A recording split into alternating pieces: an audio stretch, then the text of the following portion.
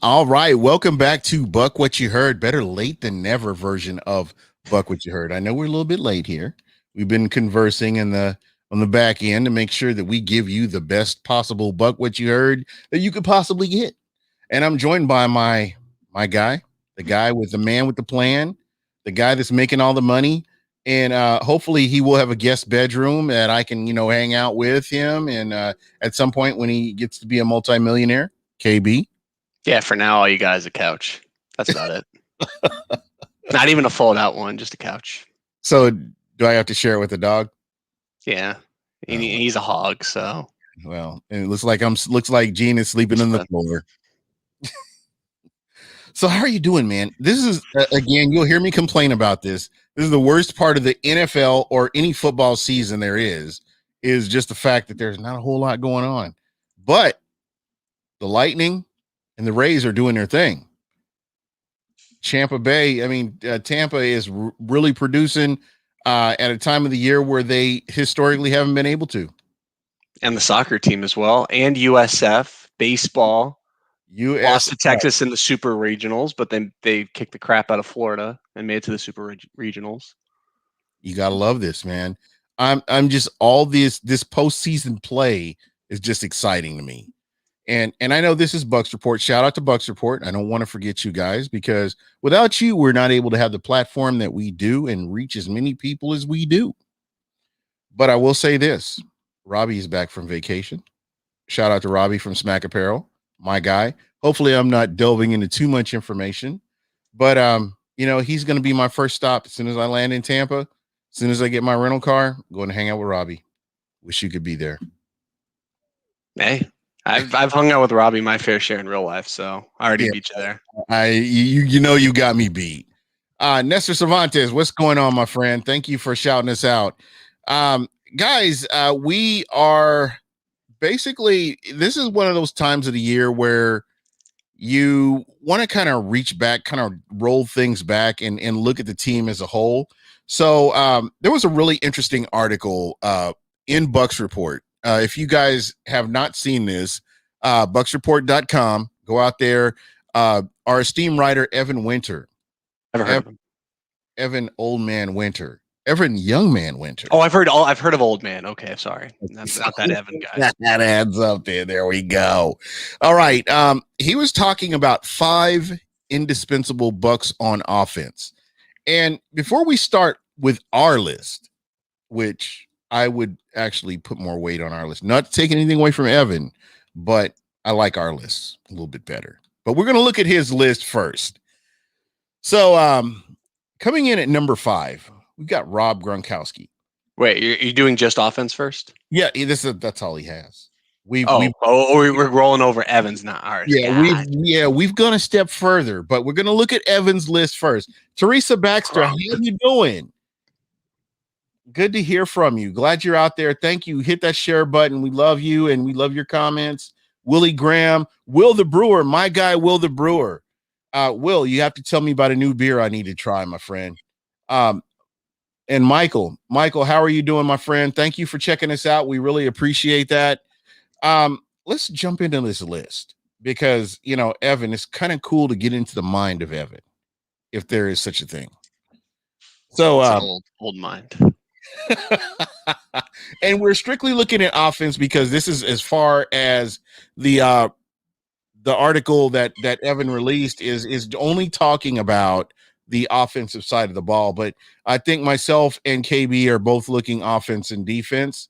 So we'll jump into that. Or I hope we are. I'm not speaking out of turn, am I? No. Okay, we're good. Okay, we're moving on. All right. So at number 5, he's got Rob Gronkowski.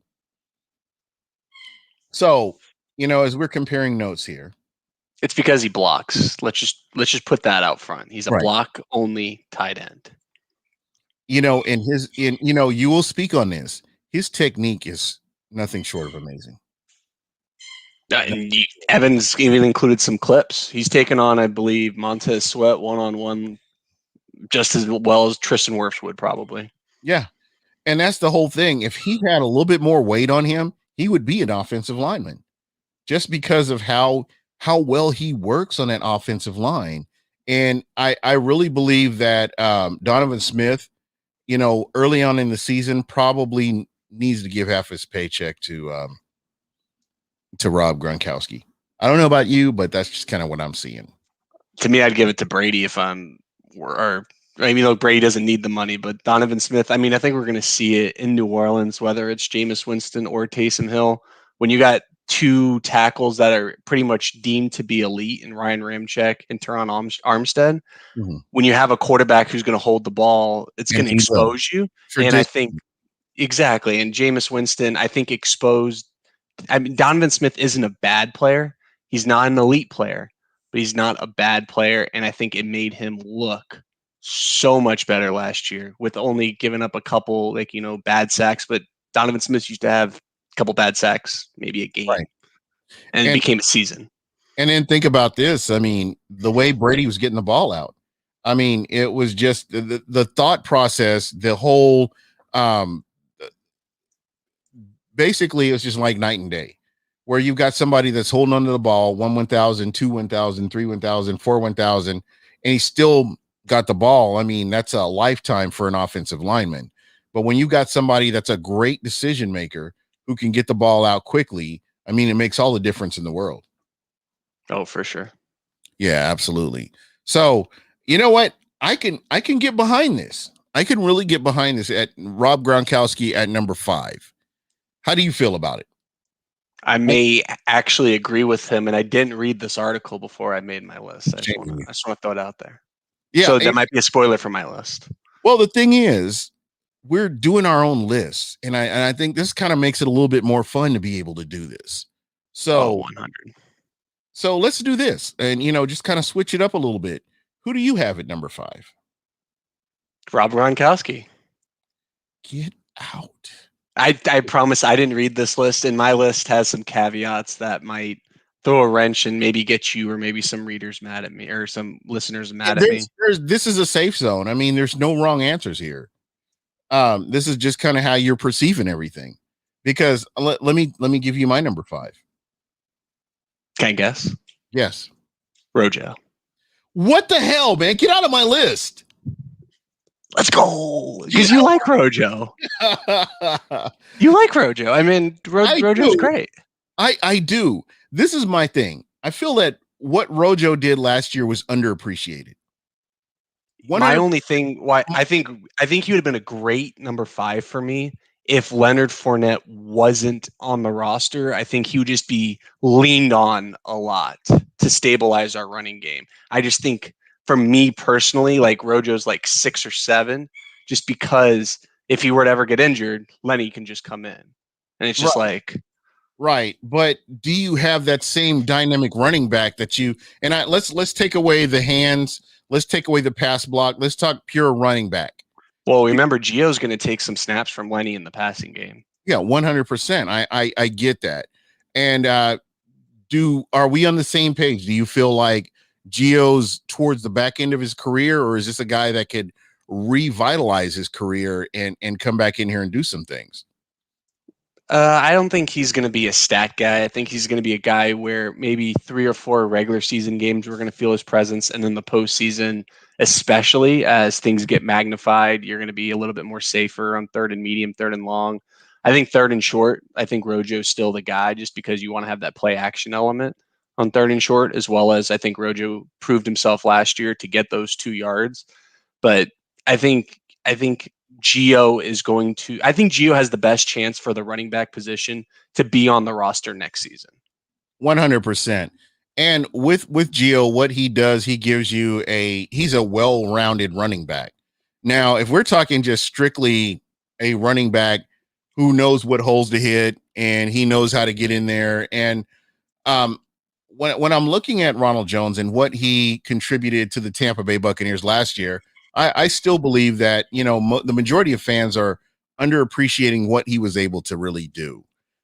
We saw, Leonard Fournette taking a little bit of time to get in the groove of things and get in there and actually do things. But when you look at what Ronald Jones did consistently, there were a couple of runs that got called back that, would have there was a couple of runs that would have probably put him over 1,000. that were called back. So I don't know. I'm one of those guys that that's my guy. I know, but I really believe if he had stayed healthy, if shoulda, coulda, woulda, I understand. But I think he's a quality running back. I know there's some things he needs to work on with his hands and with pass blocking, which comes as something that's very important with this offense. So I don't know. Maybe I'm missing the mark on this, but my number 5 is Ronald Jones. No, I think these running backs are going to be very vital for when we have a lead in a lot of games, I believe, during the regular season. And they're going to keep Mike Evans from taking that extra hit, Chris Godwin from taking that extra hit, but Tom Brady from possibly getting that extra hit. Like, they're going to have some games where I feel they're going to combine for probably 30 carries just because we jumped out to a 17-0 lead against someone. Right, absolutely. And this is where your running back room is going to be vital. I think that Giovanni Bernard is going to be somebody that's going to be a very integral part of this offensive as well. The one thing that I look at is last year Shady McCoy. Shady McCoy didn't really contribute a whole lot to speak of. Maybe one game, maybe there were a couple of plays or a couple of series, but Shady wasn't that guy. I think Giovanni Bernard is an upgrade over what Shady gave us last year, and this is going to definitely help in some aspects of this offense to put us a little bit further ahead than where we were last year, believe it or not. Let's go to number 4. Okay. I do want to shout out Daniel Williams. Thank you so much for checking us out. Michael Pless, jump Never in. heard of him. Hey, Pless, you're more than welcome to jump on whenever you get ready. You got the link. You know what to do. All right. So number 5, we've got Gronk. Number 4 is Tristan Wirfs. I don't think we can go wrong. He allowed 1 sack only to Khalil Mack last year. He's basically regarded as one of the top tackles in the NFL these days, and honestly the top right tackle that I've seen pretty much across the board from a lot of really respected analysts. I'm not talking about the fake ones. I'm talking about the real ones. Yeah. So Tristan deserves the spot on the list. Once you learn about my list, people are not going to like my caveat, but it is what it is. So who is your number 4? Mike Evans. I think we love throwing that 50-50 ball, and I think that 50-50 ball is why Kyle Trask was drafted in the 2nd round. And who else would you rather throw a 50-50 ball up to than Mike Evans? There you go. It's a tie game, 3rd and 8, and you're going to throw up a 50-50? It's really a 70-30 for Mike. Yeah, and keep in mind, this is strictly offense. That we haven't even got to the defense. Strictly offense. This is strictly offense. So for me, at number 4, I do have Tristan Wirfs as well. It's crazy. But, when I looked at everything top to bottom and how would this team look without Tristan Wirfs on the field? Remember, that was the one gaping hole last year. Knock on wood. I don't even want to talk about it. I don't even want to see it.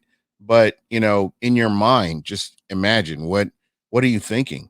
You're pretty much like stressing out just the next game that you have to play with if there was possibly a game you had to play without him. It would just be crazy. So for me at number 4, I have Tristan Wirfs. I don't know what else you could really say about the young man. I do want to give this to everybody that was pissed off about him being drafted. I'm going to give you this right here because you guys deserve that.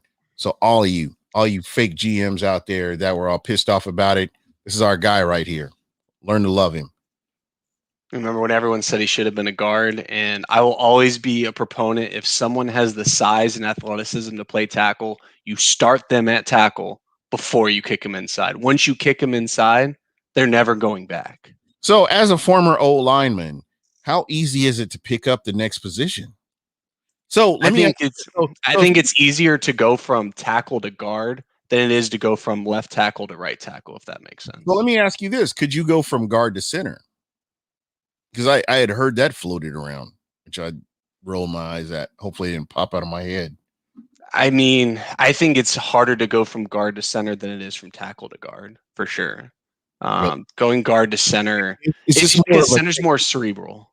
right. This is more of a technique, and this is when the ball is snapped. You've got like 5 or 6 assignments right off the bat. Well, and also you're going against generally the biggest, strongest men on the field. Think about if you have to snap, you're losing a step against Vita Vea. You might as well just lose the rep. So you have to snap quick and get in position, which makes that transition hard. And then as we learn from a lot of really, a lot of NFL schemes are more advanced than, let's say, the college level. So the center 9 times out of 10 is calling protections or at least communicating protections or audible changes. They're the ones pointing out the mic for a lot of teams across the NFL. So you have to do all that mental work and then have the physical ready to go and that quickness. So this is like the quarterback on the offensive line almost, because they are. You've got to identify so many different things, as well as picking up your assignment, as well as getting the ball back to the quarterback. So there's a lot to unpackage as a center, and then you're going from having to just worry about your guy with his hand in the dirt, going to, okay, I've got like 4 or 5 different things that could potentially happen. Yeah. And it's really hard, and I'm just blessed that we have Tristan Wirfs because that was the whole last year. And even with the whole quarterback situation, everyone thought that wasn't going to work out, but Tom Brady or not, they needed to solve that right tackle position, and they might have solved it for the next 10 or 15 years, which is unspeakable. So is this the guy that, just when you think about it, and just kind of going back to what you're talking about last year, we weren't sure what the offensive line was going to look like. We literally had no idea, but we did know that, because Tom Brady was brought in, you have to keep that quarterback upright. And it's important that we have somebody that can come in and do the job. I'm going to ask you this: on a scale of 1 to 10, how impressed are you with Tristan Wirfs based on what you thought you were going to get in the draft? 111. I think it's 10 times. If you told me a rookie would have came in and allowed not only just 1 sack, the only sack to Khalil Mack, and he faced a murderer's row. If he missed a snap, I'm sorry, but he basically played every single snap the entire year and the postseason. Yeah. You can't expect that from any rookie. Never. First round, top 5. Joe Thomas probably didn't do that. Like, that's you can't just expect to even think that that's possible. Even if he did that this year, I think that's unrealistic. But he already did it 1 year. Why can't he do it again? I know. What he did against Joey Bosa, I think that's where I knew that Tristan Wirfs had arrived. With just when I saw him manhandle Joey Bosa, I was like, wait a minute. That was week 4 too. Remember, that's his last preseason game. His last preseason game. Yeah, he did that. No training camp. No, they had like 3 weeks of practice.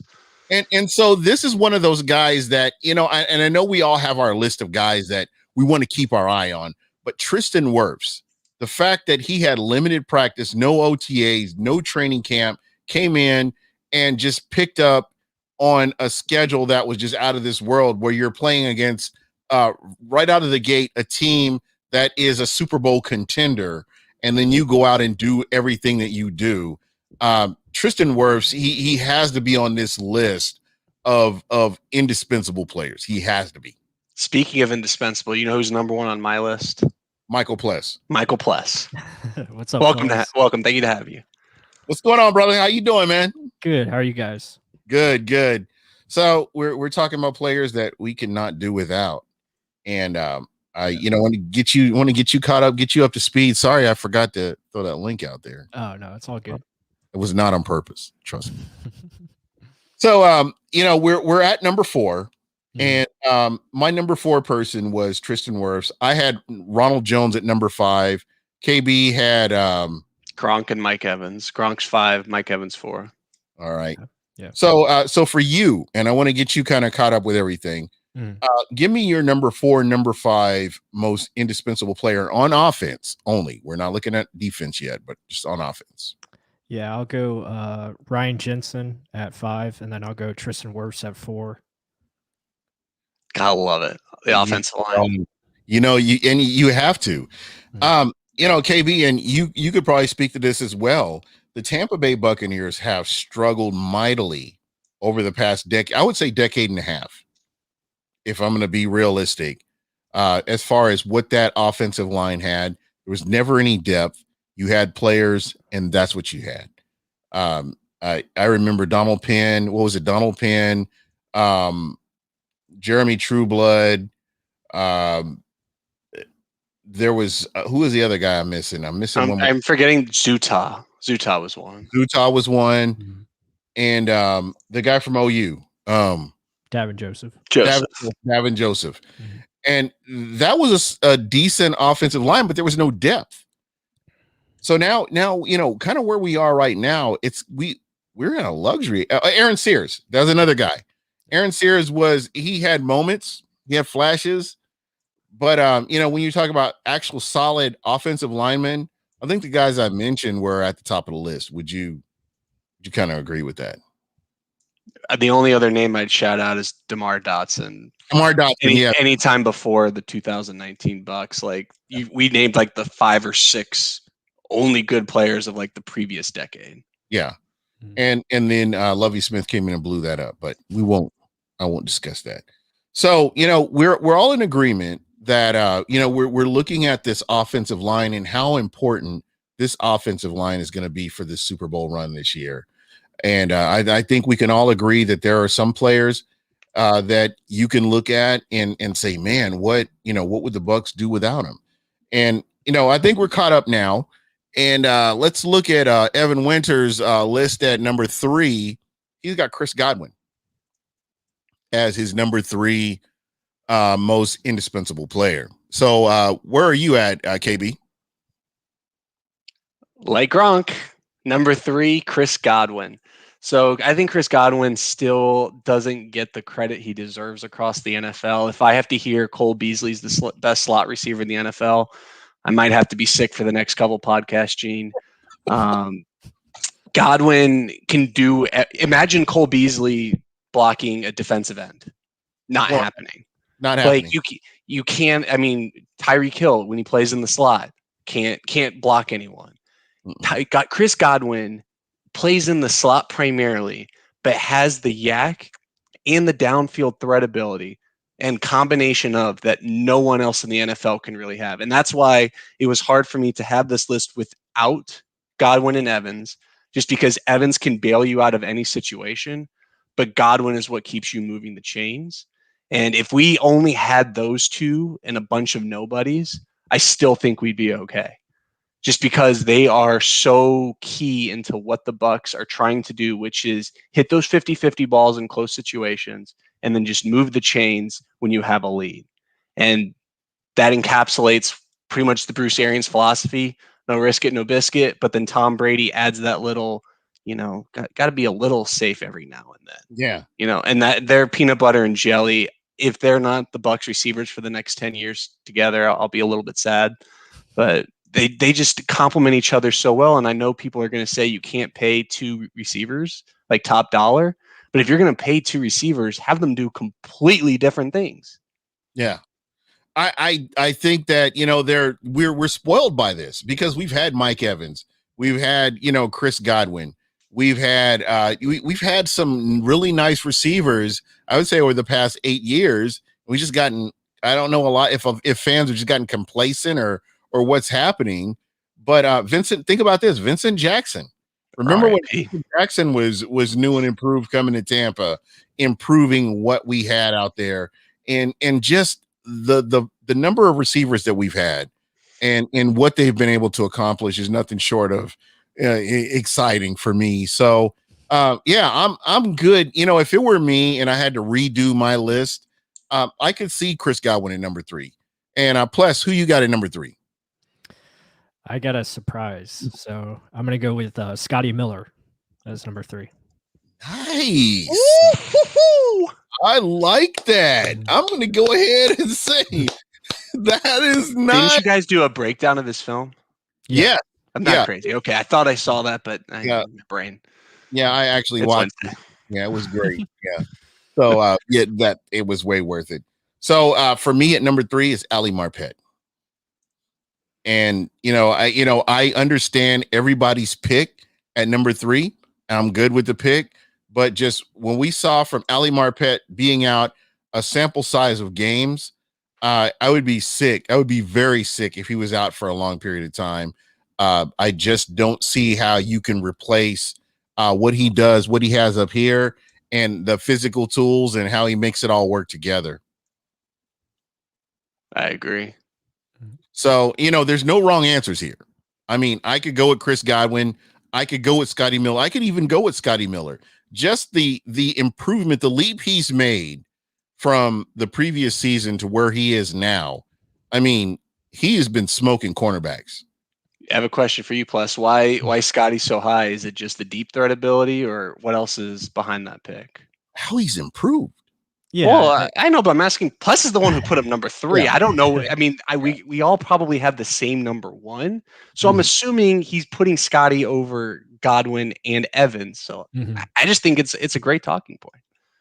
Yeah, no, it's warranted, and I just feel like Scotty is a very important piece of this offense because of his ability to stretch the field, make big plays. There's just, I mean, he's unique in himself because we don't have another guy that can really do what he does because of his speed and, just his playmaking ability. I think is very important, and he opens up a lot of things for the guys going across the middle, going underneath. Mike Evans and Chris Godwin open things up for him, but I think that's why it makes him so important because he's going to get those one-on-ones a lot more and have opportunities to, make said big plays. How blessed are we that basically we traded Deshaun Jackson for him? And he's the number 4 guy. He's not even going to be on the field 80% of the time. So when he's on there, defenses are going to be like, what the f do I have to do? That was the point I was kind of going to right there, because when Deshaun Jackson came to Tampa, he's the guy that everybody, he's going to take the top off the defense. He's going to take the top off the defense. But his fucking heart was pumping Kool-Aid, man. He wasn't trying to do shit. And he would cut off his routes. And we've seen this. I mean, plus, I think you had game film on this guy running a route. Ball wasn't coming to him. He knew the ball wasn't coming to him, and he cut off his route, which made it painfully obvious the ball was going to Mike Evans. And I think it ended up being an interception or something like that. Something drastic happened, but you could see the way he ran, and he wasn't running to sell the route. He was just out there, just being out there. But Scotty Miller is a threat. He's a huge threat. And listen, cornerbacks, if you're not on your A game, this guy gets over the top of you and he gets past you. Ask Green Bay about this. He has a touchdown. That's an instant touchdown right there. And I never want to hear from the Jason Light haters that Light sucks on day 3. We have Tyler Johnson and Scotty Miller. I don't know how the hell you can do better than that, even over like a 4 or 5 year span. These are special teams practice squad players essentially in the NFL. And you have elite talent out there. Like Scotty, I don't think we win the Super Bowl without Scotty. Like to Pless's point, I think he bailed us out a couple times during the regular season when we absolutely needed him. Then in the postseason, I mean, I can't even. Maybe he played 3 snaps again in the Saints game. All he did was that one catch changed a lot of the ball game. Yeah, wasn't that a 9 route or something like that he ran and just. Brady put it right between 2 safeties, or the cornerback and the safety. Okay. But that's the Scotty special is throw that into the bucket 50 yards downfield. And think about this. I mean, Tom Brady is comfortable with Scotty Miller. That's scary with his speed and his ability. And I have to say this, his hands from year 1 to where he is now markedly improved. Physicality. Just watch a preseason game from 2019 because there actually is tape out there from 2019 preseason and watch Scotty Miller on the field. He does not want to take a hit. He did not try. Yep, he was. If he saw a safety coming, he veered his route. He was not going to take that hit. Mm-hmm. He took plenty of them this past season. Yeah. And, go ahead, Pless. I thought you were going to say something. I was just going to say his body matured into an NFL body. He put on a lot more weight in the 2020 offseason. That made him stronger, much more like Ken said, more physical, being able to take those hits and fight through coverage or press man or stuff like that. So yeah, I just feel like he's a very important piece. People forget he was the leading receiver of this team before Antonio Brown came in. So there's a lot of production that he can provide, and I wouldn't be surprised if he's on the field and people think just because of his one-on-one ability. And Bruce likes to get 4 receivers sets, and I think that could definitely happen this year. Oh, absolutely. I think the Buccaneers know what they have in Scotty Miller, and I think they're going to exploit a lot of secondaries with his speed and his improved hands. That's something you definitely are looking forward to. So let's see what Evan Winter has at number 3. He had Chris Godwin, which we've already talked about, and kind of gone down the list here. So let's look at number 2. Number 2, he's got Ali Marpet at number 2. And plus, I'm going to start with you, and I'm going to go to KB, and we'll kind of work our other way around here. So at number 2, who do you have? I have Donovan Smith, number 2. Nice. And I would love to hear the response to that. What drew you to Donovan Smith at number 2 so high? Well, he's the left tackle. He protects the blind side of the quarterback. He's an important piece of this for this offense. If he goes down, then your offense is not the same. I mean, we saw when he was out of the game, bad things happen on that left side. So, yeah, he's a very important piece. I know there's a lot of criticism with this play, but the guy's consistent. He's durable, and he's usually a good player when he's out there. Yeah, most definitely. All right. And KB, who you got? I cheated. I have 2 answers, both of which are going to get pitchforks for me. So number 2, my original answer before I crossed it off because I realized it wasn't fair. Every offensive lineman besides Alex Kappa, and not that Kappa isn't bad or, we already saw last year he can be replaced and be okay. If Donovan Smith goes down, Tristan Wirfs goes down, Ryan Jensen goes down, or Ali Marpet goes down, I'm just not confident in whoever that is. I mean, we drafted Robert Hainsey. The coaching staff likes Josh Wells. More the merrier. I get it. But the drop off from those players to the next person is scary enough from one Aaron Donald hit, one trying to think the Falcons defensive tackle, Grady Jarrett hit away from our season being over. So that was my original answer. I'm an offensive lineman, so I think they're going to be more important than the skill players. So I cut that off, and then my backup answer, Ryan Suckup, the guy who's responsible for putting significant points on the board, and to me, the most valuable in terms of if he has a bad season. We already seen what bad kicking can do in Tampa. That's 3 games. Yeah, easily. That's the difference between hosting a playoff game versus going to a playoff game or going away, or just not even being in the postseason. So having that steady, reliable points on the board, to me, if I wasn't going to go offensive line, was to me the most applicable, because we have great receivers. Chris Godwin or Mike Evans go down, there's guys who can come in behind them. And Gronk is great, but OJ for now at least is healthy. So, I mean, there's just so many different ways you could go there. But to me, Ryan Suckup, I mean, the apology tour for Gene is officially over, but he just means so much in terms of that stability. I mean, he wasn't known for kicking long field goals, and he had over a 50-yard field goal in the Super Bowl. I mean, with the exception of a couple blocks, which is the line's fault for the most part, from what I saw, it was Joe Haig mainly getting beat on the line for 2 different occasions to block his kicks. He was pretty much automatic. He had the one bad Detroit game, which we won by 50, so I'll give him a pass. Everyone's going to have 1 week. You know what, KB? B. Loggins brings up a great point. Even Brady can't save bad kicking. I mean, you can't argue that. I mean, there's no way to really argue that answer that you have. So I'm good with that answer. You and Pless both bring valid points, and for me, it's Chris Godwin. I feel like Chris Godwin is undervalued throughout the NFL, not with the Tampa Bay area, but he's undervalued as far as the NFL goes. Just what this young man has done. He was a steal in the draft. Nobody will mention that he was a steal in the draft. And Jason Light pretty much picked everybody's pockets, getting one of your top tier wide receivers and bringing him to Tampa. I can't say enough about that. So for me, Chris Godwin and what he means to this team, not to take anything away from your other wide receivers, Antonio Brown, not to take anything away from Scotty Miller or Tyler Johnson or anybody else, but it takes away a certain dynamic of this offense when you don't have a you don't have a Chris Godwin on the field. And that's just kind of, just based on what I'm seeing, I think he's integral to this team being successful down the stretch. So I think we've all got our number twos, and let's see who. Of course, yes, this is a no-brainer here. Number one, Joe Haig. Yeah, you got it. How did you know?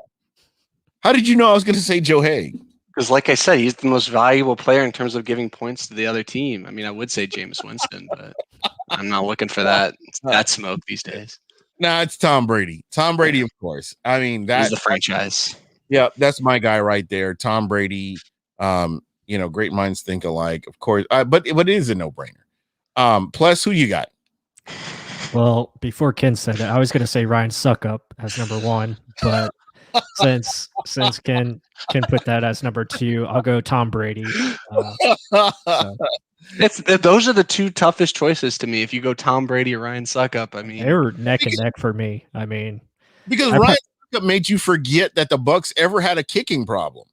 Yeah, I mean, kicker's very important in this league. If you don't have one, then you're losing a lot of games, and I mean, we've seen it with Bucs history. But yeah, I mean, what Tom's done, pretty much changed the culture, won a Super Bowl in his first year. So he's got to be the most important piece, I believe. Can I ask a question to you all? Yeah. I mean, it's coming out that Tom Brady had a bad knee like all of last season. I mean, I knew he had something during the year because he was taking those days off, but is it crazy to think, because we already know he's going to be better mentally on the field as he has a better grasp of the offensive and everything? Can Tom Brady put up what he did in like 2007? Like, is that on the radar? I mean, I'm not saying even 5,000 yards, but what about 50 TDs? Is that on the table? I think yes. I think he's physically healthy enough to do it personally. I mean, right now, cleaning up his knee, I don't see him having any physical injuries or physical issues coming into camp. I do not see that as out of the realm of possibility. I think it's definitely possible. Again, it depends on the type of games we're in. We could be running the football more, so that could limit, passing touchdowns. Right. But I mean, he's got the ability, I think, to crush the record. I think Peyton Manning's record was 55. I want to say. Yeah, 55. I think he's got a chance to get 60 if it's. If he's on a roll, I think it's definitely possible to get 60, especially with 17 games now. You're going to have extra stats. Oh, yeah. I think he gets, over what he got last year. So are they going to put asterisks on stats now that there's 17 games? No, like I'm being dead serious. No, I don't think so. Is there a 16 game? Like, I mean, do we compare stats to when I'm asking genuinely, do we compare stats to when the season was like 13, 14? You really can't. You really can't. I mean, if you're being honest with yourself, you really can't. I mean, look at what the Miami Dolphins did and that undefeated season they had. The games are a little bit, and correct me if I'm wrong, but I think the games are a little bit. There's more games in the season than when they won. I think it was 13 and 14. Yeah. So you can't realistically compare what they did to what's going on in this NFL season. I think what the New England Patriots did with that 19 wins, what were they, 19-0 before they lost or something? Yeah, 18 or 19-0. I think it was 18 because they got the bye. Yeah. So, I mean, that to me in this free agency era is nothing short of incredible. But I do believe that, the Buccaneers are in a interesting position right now where they could really do they could do a whole lot right now this season, especially with 17 games. And I think everyone, while we're on the subject, if you ever see any YouTube video, sports station talking about 20-0, just turn it over. No one's going to do it. I love the Bucs more than anyone, like arguably just as much as anyone. Don't think about 20-0. I want these players to be healthy. And what Pless is saying for those 50, 60 touchdowns, I think that's realistic because I think the defense is going to have to play a lot of zone just to stay healthy, which is going to give teams a chance to score more points, which will make those games closer, and the offense will have to, match them. Mm-hmm. Sweet. Pless, your thoughts? I agree. And it's going to be different because, again, this is something we haven't seen before. We haven't seen a 17-game season. So, there's going to be a lot of things, first time for everything. Like, right. There's going to be more 2,000-yard rushers. There's going to be 5,000 yards is going to be simple now. It's going to be just a regular, thing. So, a lot more points. Yeah, a lot more points coming. That's for sure. That's what the league wants, and that's what they're going to get. Yeah, most definitely. Hey, Pless, real quick, I do want to shout out Real Bucs Talk. One of what I feel is an institution to Bucs Nation. If you're not following Real Bucs Talk, you really need to. If you just think about this, they've done breakdown on Ndamukong Suh, Scotty Miller, Jason Pierre-Paul. They've even talked about the Julio Jones trade. We've talked about Levante David, Mike Evans, and then they've broken down all the draft picks that the Bucs have that they feel are going to be able to significantly contribute to this team. You guys are doing a hell of a job. I think you guys are over 3,000 followers now on YouTube. Mm-hmm. You guys have earned that shit, man. And, just keep doing what you're doing. Just don't forget about us little people. Yeah, man. No, I appreciate it. Yeah, we're trying to push as much content as we can.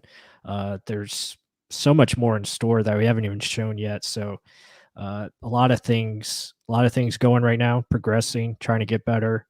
A lot of, just a lot of ideas that have been circulating, and we haven't even put in like the process yet. So I'm just excited for everyone that's going to be able to see it. And yeah, we're going to continue to, just try to keep it rolling. And I want to ask you, with this film breakdown, what advice do you have for people that are listening that want to dig more deeper into the NFL? What advice do you have for them? Because you guys do a great job breaking stuff down. KB, I know with your experience as an offensive lineman, you're having to watch film as well. What advice do you have for the listeners as to, what works best? What do they need to do to really improve to understand the game that much better?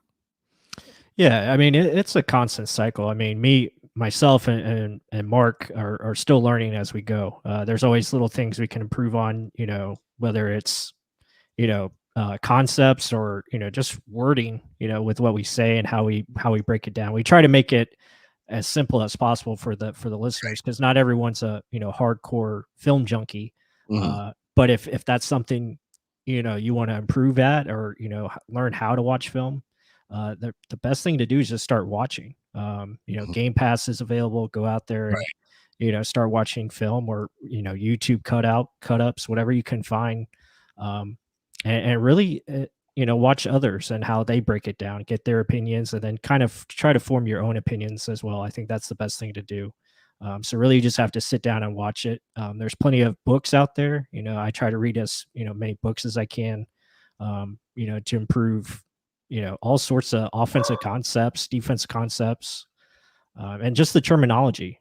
Trying to get it right, and blocking concepts and just stuff like that. So, but yeah, I would say the first thing first is like watching film. You got to make sure you like watching film first. Right. I think that's the biggest thing. So I would just start by watching it and see what you think, and try to maybe take notes, or, write down what you come up with. All right. KB, what about you? Yeah, off that, when you're watching film, the more you watch, the slower the game becomes, So when you're actually watching on Sunday, like, the game's going to slow down. You're going to notice more nuances the more film that you watch in slower motion. So when you have Game Pass, when you have all these other things, watch it, rewind it, and then play it slow. Like play in real time, watch it like 3-4 times. Play it real time, slow it down, go wide angle, go the offensive line angle. Like watch the different views, get used to it, and then on Pless's note in terms of taking notes as well, there's outlets like Real Bucs Talk that are making film breakdowns for you. And I know, like, for example, Brian Baldinger does it a bunch on Twitter as well. Watch those videos on mute. Don't listen to what they're saying the first time. Make your own opinions. Are they showing me a highlight? Are they showing me a low light? Watch the other players. If we're watching Scotty Miller, watch what Chris Godwin's doing. Watch what Mike Evans is doing. Watch Brady's eyes. Right. Like look for those other nuances, not just focus on one person, and the game will widen out for you. And then, like Pless is saying, have those different sources. So if you're a reader, read books. If you're a visual person, watch Real Bucs Talk, watch Brian Baldinger, watch all these film breakdowns that you can find and have access to on YouTube. I mean, you can, if you are interested in specifically about the Bucs, read Bruce Arians' book. I mean, that'll give you insight on what the man actually thinks. I mean, we know the guy's unfiltered, so you want to find the sources that you like and and are most comfortable with, but also find some new guys too. Find some new people that are breaking things down and get those different opinions. I mean, Daniel Jeremiah is a guy who's gained a lot of traction in the past, 5-10 years. I mean, he was a guy who was basically like a nobody, known for his film breakdowns, was a college scout, was an NFL scout. So have those different varying opinions. There's people who are going to be offensive line experts. There's these guys will be quarterback experts. Find your niche, find whatever you're interested in. If it's everything, Lord have mercy on you. Do whatever you want. That's a lot of film if you want to learn about every position. But start with the offensive line. Start with the receivers. Start with the running backs. Whatever just interests you, find a good entry point. I think is my best advice. I think what's worked best for me is watching everything away from the ball, because really, if you are watching, or if you're on Twitter or social media, Bucs social media, for instance, people are looking at where the ball's going. Oh, the ball's going this way. The ball's going this way. They only talk about the plays where players are around the ball. They're not talking about who set up this block. They're not talking about, oh, he threw the defense off with his eyes, and he looked off this defense and he put the ball here. I think that is huge, and it really needs to be something considered. If you're going to be looking at any game film, you really need to consider looking at everything away from the ball, just to get an idea of what setup, what this defensive scheme is, how the offense, are they run blocking, or what are they doing? And I think this will definitely help you as well, because that's the problem right now with the NFL. Most fans are focused on, this is where the ball is, this is where the action is. Whereas there are a lot of cases that, because of this happened, the action from a reaction. And that's kind of where we really need to get people to pay more attention to, is this is what's going on. And I think that, I was going to say, just really quick, Plus, think of it in basketball terms too. And this is one problem I have with the modern NBA in general. There's a lot of, isolation, man-on-man ball. Watch Duke basketball versus, like, let's say Oklahoma State, who had the really Cade Cunningham. Like, watch those dichotomies of basically a one-man talent versus a system.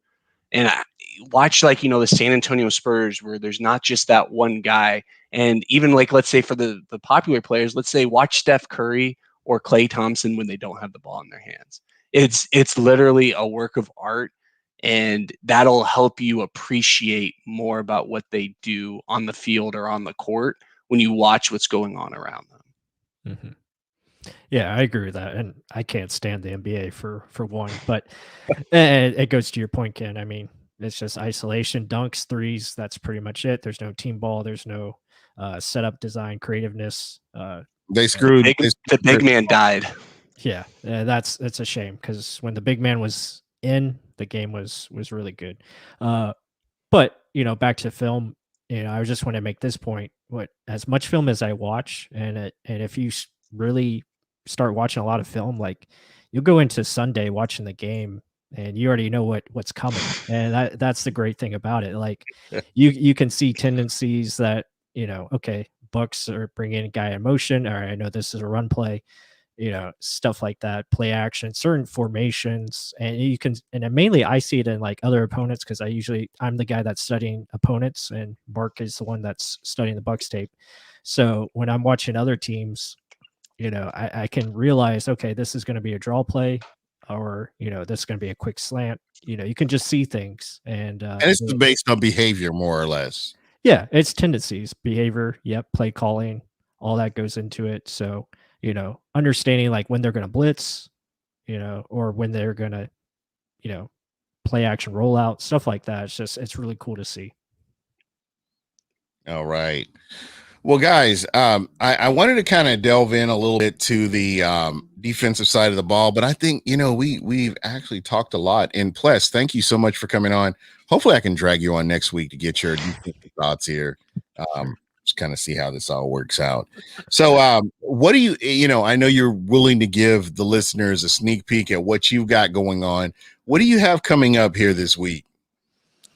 Yeah, right now, just more player highlights, some more film studies from last year of certain guys. I think we got, I don't know what's on the docket tonight, but it'll be good. There's going to be a couple of guys that I think people will be like, oh, he's better than I thought he was.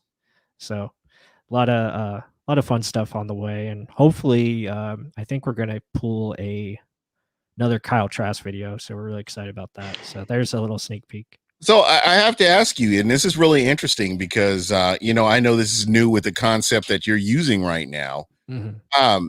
On a scale of 1 to 10 right now, where are you with Kyle Trask? I know we haven't seen him with live bullets or anything like that, but just, your take from what's been happening with camp and how things are progressing. Are you happy with the direction that they're going with Kyle Trask?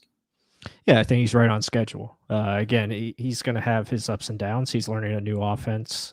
So just getting more comfortable. And I think, more reps he gets, the better he's going to become.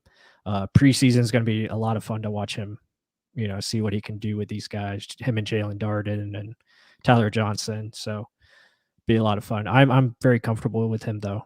So that's why we're probably going to do another breakdown. It's going to be a longer in-depth breakdown. I'm not sure if we're going to put it on YouTube or not. It might be on another platform, but now I have to ask you, does this have anything to do with him being a Gator?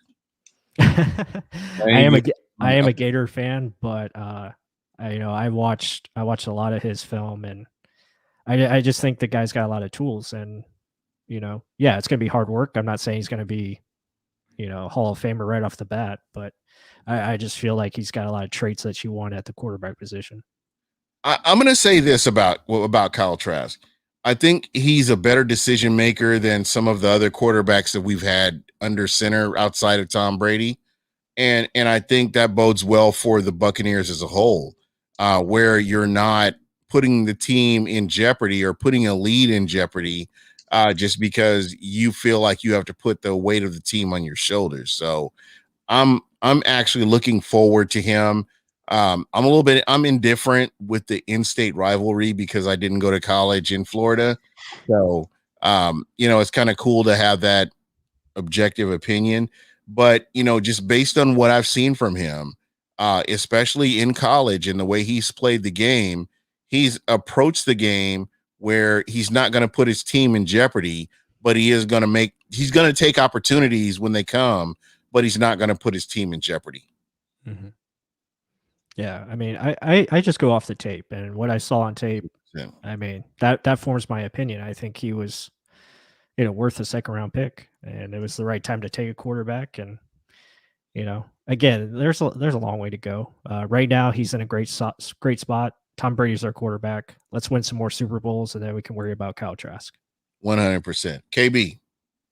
Yeah, I mean, we're talking about Trask on the field, but to me, I'm rooting for Trask mainly because of who he is off the field. I mean, I've gone on my rants about him. He was a backup quarterback to a very successful, highly touted quarterback that's currently in college football right now. And he still didn't transfer. Stayed at his high school. Was Right? able to still get a scholarship to Florida as a backup.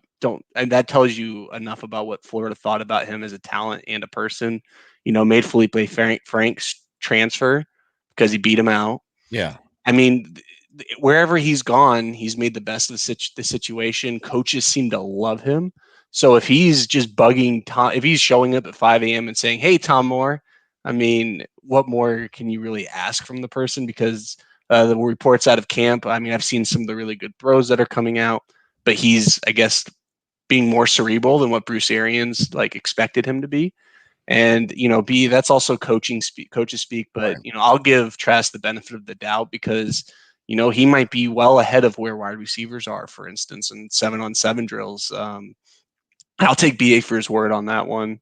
But he's just a guy who I just want to root for. He played his bowl game when he probably shouldn't have. I mean, his worst. I mean, that's what turned me off of Trask probably more than anything was the Oklahoma bowl game.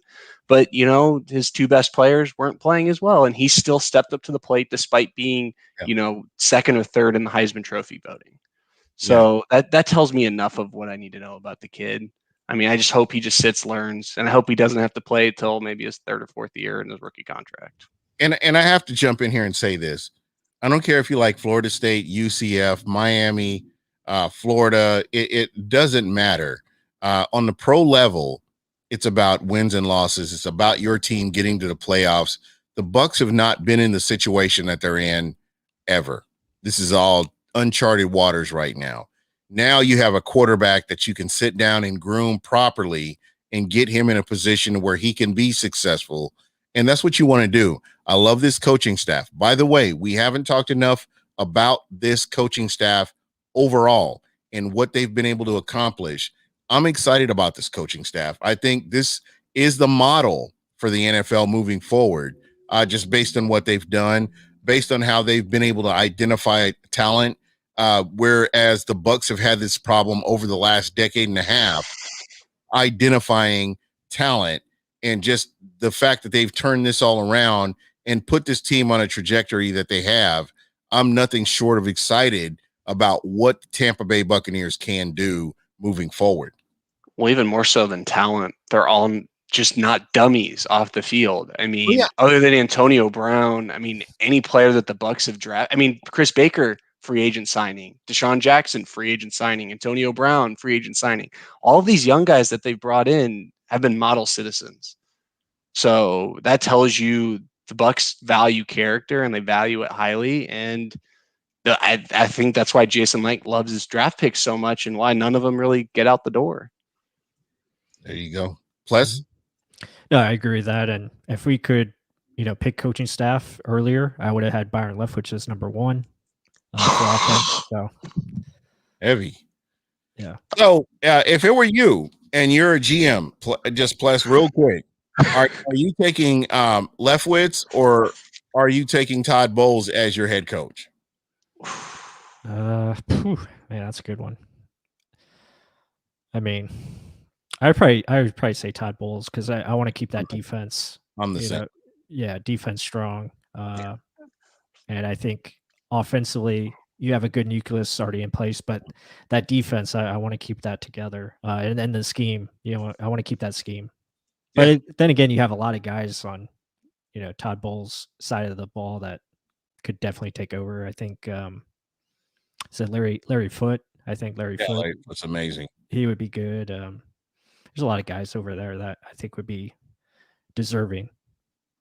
Yeah. Offense too. I think Byron Leftwich is definitely deserving. I think he'll definitely get a head coach opportunity soon. Harold Goodwin is another one that I think is deserving. So yeah, there's a lot of good options for the Bucs. Nice. KB, what are your thoughts? So for me, I'd probably go Bowles mainly because I don't want to lose Casey Rogers either. as well as Bowles, because those two, I think if Bowles were to, let's say, leave, I think Casey Rogers is a defensive coordinator, so you have to go to, let's say, like a Larry Foote. But with Leftwich, I mean, I've been a huge fan of Harold Goodwin, and I want him to get the opportunity should, Byron Leftwich leave. And I think Byron Leftwich, he's never been a head coach before in his life. True. So, I mean, he might be a big quarterback guy. Tom Brady might give his seal of approval. Other people might give their seals of approval. But I think he needs to, for his own possibility of success, to go coach at Marshall. To go, I mean, I think he needs to be a college head coach. Just because I don't think he's ready to be a professional head coach yet, unless he wants to be a coordinator for, let's say, 3-4 years. Then I think he's ready, because he's only on year 3 as a coordinator. He had 1 year in Arizona and then 2 here in Tampa. So I don't think that's enough, because he wasn't coaching college. He wasn't Bruce Arians, before he got in the NFL, was coaching college for like 25 years before he really got his break in the NFL. I mean, a lot of these guys have their time over him that are assistants, and we have a depth of coaches. A lot of them, to me, there's more candidates to me on the offensive side than there are for the defensive side. So that's where I think he's just a little bit more expendable. But I hope he does well here or elsewhere. I mean, I just think he needs that head coaching experience somewhere than with Tom Brady or whatever first round pick, and have those expectations, because we saw him with Josh Rosen. No bueno. Yeah, there you go. Well, guys, I can't believe it's been an hour already, and we've come to the end of the show. So, Pless, I want to thank you so much for coming on. Every time you come on, I'm appreciative of you coming on, just so you know. I don't want you to think that we ever forget about you. KB, as usual, you always bring it. Pless, I want to start with you. I want to get your final thoughts. And then KB, after you, then I'll go and we'll just roll up out of here. Yeah, thank you guys again for having me on. Thank you to the chat, all you guys, watching us and comments and all that great stuff. So much appreciated. Much appreciated to Bucs Report, Buck What You Heard, Real Bucs Talk. Yeah, that's my YouTube channel. Me and Mark Ramirez run that podcast. So yeah, a lot of good stuff there. Check it out on YouTube, and we got more to come, and potentially something new that we haven't shown yet. Oh yeah, I'm always good with something new. KB, my man, what's going on? Yeah, I want to tell you all to go watch Real Bucs Talk Monday night on their podcast, as well as their great film breakdowns that they do. So that way you can have them on Monday, then you have Gene on Wednesday and Friday. Get a little bit of everything. But one thing that I did this past weekend that I think all of you should do, go back and watch some old Buck What You Heard, where you have Pless as the co-host, Princess Nikki. I watched a couple of them. It was nice to, see how far we've come, just both as podcasters as well as the Bucs in terms of talking points. Appreciate where we are right now. Everyone. Exactly. Greg Ciano. a lot of drinking. A lot of drinking on those shows. Live drinking on those past shows. A lot of I clicked on the one where you and Mark were like the thumbnail for Gene's podcast. I was like, I have to watch that one. That was awesome. Yeah, there was a lot of fun. And you saw Mark's wife come in with the clown mask. Yeah. Oh no, I didn't see that one. Yeah, that's one of them. Yeah, it's pretty funny. I am never gonna let her forget that either. Yeah, trust me. That's hilarious.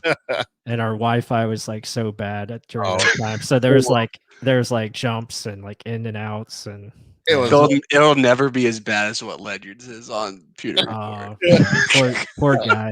Can't get better Spectrum. Yo, Spectrum. Yeah. I have my beef with Spectrum. Another podcast. It's not pretty. Yeah. All right, KB. That was my deal. Go watch some oldies and appreciate where we are, both as podcasters and as the Bucs in general. Yeah, good draft talk on there. There, get some drinks probably when you watch that too, because my favorite. There's some bad Bucs topics like to go over just to talk about. Yeah, we talked about Vita Vea. I think we were I was all older than that, by the way. We were of the camp that Vita Vea was the right pick and Derwin James was not the right pick. So just FYI on that. We were hardcore going that way. And I know we got a lot of slander for it, but we made it. Yeah. Mm-hmm. So for me, I want to thank you guys. You guys are great. I love the Bucs podcast community. There's so many good. There's so much good content out there. I mean, if you just look at Bucs Report and what Bucs Report is doing, and the different shows that they have, I do want to shout out Smack Apparel as well. Smack Apparel, you guys always bring it. And we are doing something special on July 3rd. We will be in St. Pete somewhere hanging out. And we're going to be giving away some Smack Apparel t-shirts, and you'll get some really cool opportunities, and come and check it out and hang out with us here at Bucs Report. And, who knows, free food, maybe. I don't know what we got going on. I'll keep you guys informed on this, but I think you're going to love this, the opportunities to win shirts and, just kind of rep the team. I may see if I can get some Tampa Bay Lightning shirts as well.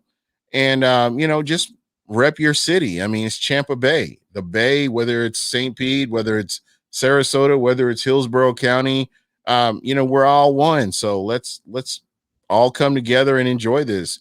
This is a great run, and we've never experienced something like this. So let's make the most of it. Shout out to all the people in the world who think Tampa Bay is a city. Exactly. The farther I've moved away from Tampa, the more I've heard that from people. Exactly. And I'm just like, geography much? Fourth grade? And it makes me so mad. Oh, you live in Tampa? You're from Tampa Bay? No. What is Tampa Bay? So. But anyway, we're going to go ahead and roll up out of here. Thank you so much, guys, for everything. And we'll be doing this again Wednesday. Hopefully we can get Pless back to get the defensive side. I swear Gene has the longest fishing pole ever, just like, Pless.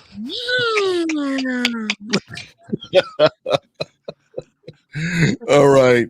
Well, guys, I'm out. And you guys have a great rest of the week. And thank you so much for joining us. We are out of here.